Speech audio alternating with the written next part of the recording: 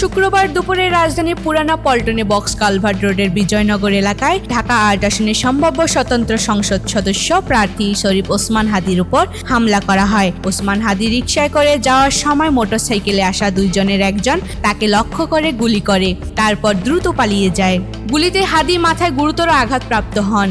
হামলার পরপরই আইন শৃঙ্খলা বাহিনী তদন্ত শুরু করে এবং গুলি চালানোর সঙ্গে সঙ্গে জড়িত সন্দেহে দুজনকে শনাক্ত করে। এর এই প্রেক্ষাপটে এই ঘটনায় নতুন তথ্য সামনে এসেছে। মূল অভিযুক্ত শুটার ফয়সাল করিম মাসুদের বাবা হুমায়ুনকে গ্রেপ্তার করেছে র্যাব। একই সঙ্গে হত্যা চেষ্টায় ব্যবহৃত 3টি অস্ত্র উদ্ধার করা হয়েছে। মঙ্গলবার রাতে এক সংবাদ বিজ্ঞপ্তিতে র্যাব জানায়, হাদিকে হত্যা চেষ্টার ঘটনায় প্রধান সন্দেহভাজন ফয়সাল করিম মাসুদের বাবা হুমায়ুনকে নরসিংদীতে ফয়সালের শ্বশুরবাড়ি থেকে গ্রেপ্তার করা হয়।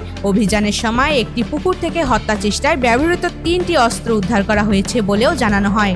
হাদির উপর হত্যা চেষ্টার ঘটনার পর হামলাকারীদের শনাক্ত ও গ্রেপ্তারের ধারাবাহিক অভিযান চালানো হচ্ছে।